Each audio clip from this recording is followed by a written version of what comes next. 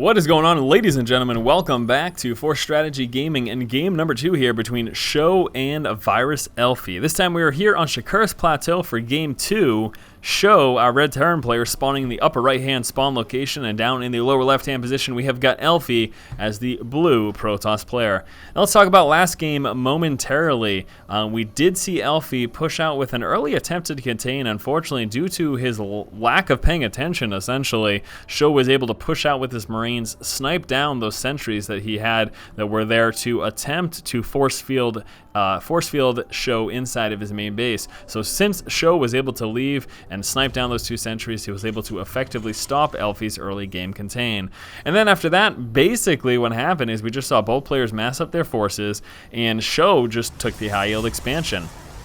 And Elfi just didn't do anything about it. He attempted to push out against the high yield. He wasn't able to break. SjoW had just enough to defend. We saw a very strong attempted push, actually even attempting to force the cancel of SjoW's building third expansion. But Elfi just wasn't able to do it. We just had a very nice concave by SjoW. And again, the fact that SjoW was able to defend against that push and then maintain his high yield expansion, and Elfi didn't expand himself, then Elfi just fell way too far behind during the last engagement. He was about 20 food or so, I believe, behind in terms of army supply, and that really is a very tough situation to win, even with the force field wall. He dealt with Vikings, he dealt with EMP and Ghost. It was just a really, really bad situation, unfortunately, there for Elfi. So yes, SjoW won game 1, and here in game 2, we'll see if Elfi is able to make any sort of a comeback. A little bit of a harass going on over here to that initial SCV, actually forcing him off of the building of that Rax. We got a new fresh SCV down there now to complete that.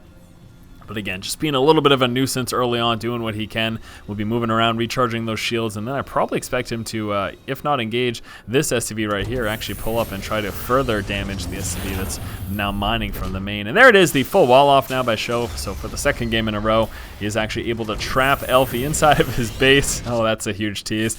Is able to trap Elfi inside of his own base, and that's going to allow that Marine to take him out. So let's actually see if Elfi decides to, I was just going to say, let's see if Elfi decides to steal that gas again.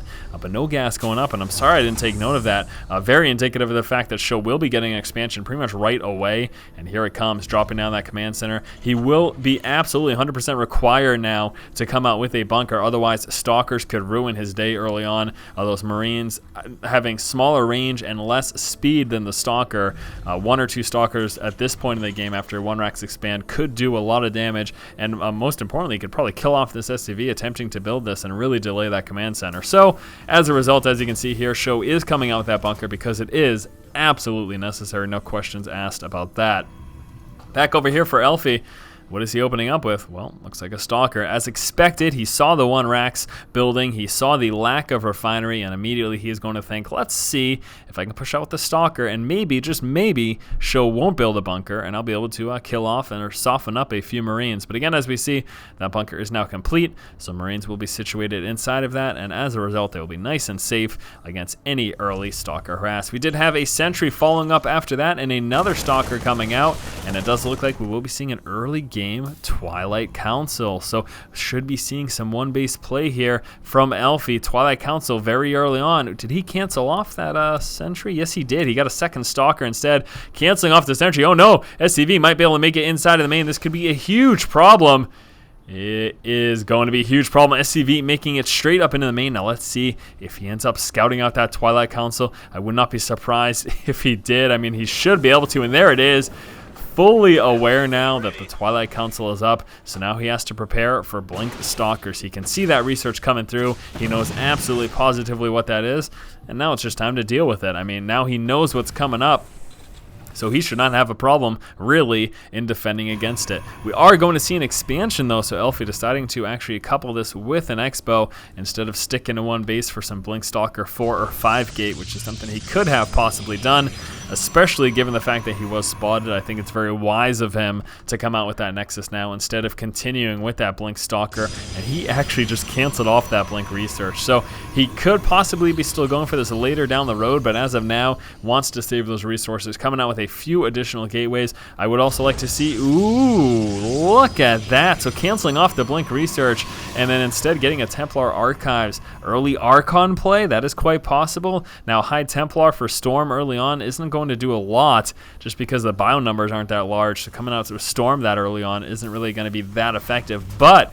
he could go Archon Charge Zealot, and that could be very effective. We can see here actually 4 racks, which in all honesty could be more than SjoW would typically get. I mean, last game we saw 3 racks from SjoW, and then he worked his way up into Factory and Starport. He's coming out with their 4th racks because he saw that research of the Blink Stalkers, and he's a little bit worried about getting hit with it. He wants to make sure he can prepare. Now your next question for me, oh, he is coming out with, wow, he's coming out with Storm as well. Now your next question for me, though, would be, all right, well, how does he necessarily know that it was, you know, that there was Blink research coming on through from the Twilight Council? It's because early Charge Zealots is not very common. It's not very typical. So he's assuming very likely that it was early game Blink Stalkers. But at the same time, you can see he does have this full wall off. So in case there were early Charge Zealots, he would have been able to defend much easier against that as well with this full wall off. But again, right now, SjoW is of the mindset that he is getting hit sometime very soon and has been doing everything he can to make sure he's got early forces to defend. It's just now coming up with that factory. And this is actually pretty good for Elfi. This is a pretty good position as a result for him because he has managed to kind of play that mind game there on SjoW and make him think one thing is coming and then just completely switch. Go now into the middle to later stages of the game in terms of unit composition by coming out with High Templar, Psionic Storm. He's actually coming out with a Robo and a Forge here as well. So again, Elfi really taking advantage right now of this situation to try to macro up, get a strong economy and a lot of upgrades and a lot of high tech going for him. Here comes that Observer. As soon as the supply block does finish over here for Elfi, back inside of the main of SjoW, is now just finishing up that factory. That is done, coming out with a reactor, and here comes that starport. We will, of course, see that hot swap there, allowing that starport to get on that reactor for some double medevacs as soon as that does finish. Marauders now gaining control of the center of the map there. SjoW deciding to push back with just Stalkers over there. Really wouldn't stand much of a chance. He is now sitting with quite a few High Templar, 3, and again, we're only at the 10-minute mark in the game. That's why I say it's a few. 4 now at the 10-minute mark is that's kind of a lot to be sitting on this early in the game. Now back over here, we can see the Charge Zealot upgrade, so of course it will be Archon, High Templar, and Charge Zealots is the composition. That is an effective unit composition against Terran, aside from the typical standard coming out with Colossus and then working with a Gateway mix as well. Going Charge Zealot and then Archon and High Templar is also another effective way of dealing with the Bio Ball. Observer making its way across the map right now. Looks like it will just be the one. We do have the level 1 armor upgrade coming on through here. Also coming out with another Forge and a few more gateways. There is an expansion again dropped over here for SjoW. SjoW also moving out with a scouting factory as well as a scouting marine. He will be spotting these expansions here just to see if Elfi has in fact come out with a 3rd or not. And as we know, he has not. He is still just sticking on these 2 bases. Charge Zealots just about finished right now. Armor just about finished as well. And again, we will see him sitting Zealot heavy, throwing in those High Templar as well. He's got a few sentries and Stalker from early on in the game, but we should be seeing primarily Zealots from this point forward as he does have that charge upgrade finished. Bio push now coming out for SjoW, especially given the fact that he has spotted the fact that Elfi is still just on those 2 bases. He wants to kind of poke and prod and just to see what he can do. Lots of energy here for those High Templar and no Ghost at all, so these storms could be pretty devastating here. Charge Zealots right now, and at least at this point, SjoW knows what he's up against. He's able to spot those High Templar as well as those Charge Zealots, and this should force him to push back. I don't think he would really stand much of a chance. He's got a beautiful concave here, though, right outside of Elfi's base. He's actually trying to bait him out. But the storms will be coming with this. Charge Zealots pushing forward. There are the storms forcing that bio back. Look at all the damage already against that bio. That is unbelievable. Storms continuing to force them back. There are no more medevacs here. There we go, finally 2 medevacs moving from this direction. Charge Zealots will continue to chase that bio down to the center of the map, and the High Templar following closely behind as well. Should be seeing some more reinforcements coming out over here for SjoW as he pulls back to his natural expansion. However, at this point, we are a little bit concerned about him losing this right here. SjoW could very well be losing this expansion. He does have a planetary fortress coming out. There's that factory scout. This is going to allow SjoW to see fully what Elfi is doing. Elfi not even bothering to get rid of that at this point. Doesn't want to warp Warp-In Stalkers and waste those Warp-Ins when he can try to help assist with this push. And there you go, just overwhelming that so quickly with that force field wall, preventing the bio from being able to reinforce, forcing the lift off there, and now all of a sudden SjoW is on 2 bases just like Elfi.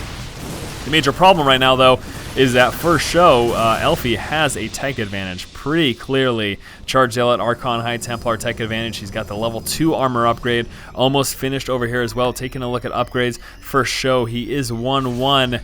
But he doesn't have any additional upgrades coming out, and we've got level, level 2 weapons upgrade also coming out here for Elfi. So Elfi, with the tech advantage, with the upgrade advantage, he is in a strong position right now, still sitting in the center of the map, still just on those 2 bases, and here comes the third. So we'll be dropping a third to coincide with this pressure right now. He is effectively containing SjoW at the moment. SjoW should be coming out with some Ghost, I would assume. There we go, so some Ghost finally coming into play, and here comes the push right now. There's some major EMPs going down, but some High Templar in the back, able to push forward, filled with energy, drop down some additional storms, and this is a lot of damage here from Elfi. SjoW is in danger of losing this expansion. Elfi has still got so many units, those very durable, very robust Charge Zealots just tearing through that bio. After the storms get laid down, we got another Archon getting warped in, and there it is, lifting off that expansion. Now SjoW just on the 1 mining base. Zealots inside of his main, going to town. There's no counter response at all from SjoW. This is very one-sided at this point. Elfi in a very dominant position. Again, he's got that third coming, and that is just about finished. Also coming out with continuous upgrades, level 3 armor, level 2 weapons, almost finished. Look at how much damage he's doing. Storm going down on that bio, forcing them back. We're going to have a couple of Charge Zealots push forward against that. And yeah, this game is pretty over right now, and there's the GG from SjoW finally. This game we saw Elfi initially open up with some Blink Stalker research very early on 1 base. This was scouted out by SjoW. We then immediately saw Elfi cancel that and tech his way up as SjoW was preparing to defend against a Blink Stalker push, and this allowed Elfi to get a very strong tech advantage as well as upgrade advantage, and then he just maintained control of the game from that point forward. Great game number 2. We are now tied up 1-1 here between SjoW and Elfi. Moving on to game 3 in just a moment. As always, if you like the content, please subscribe. Thank you for watching. Keep watching and keep owning.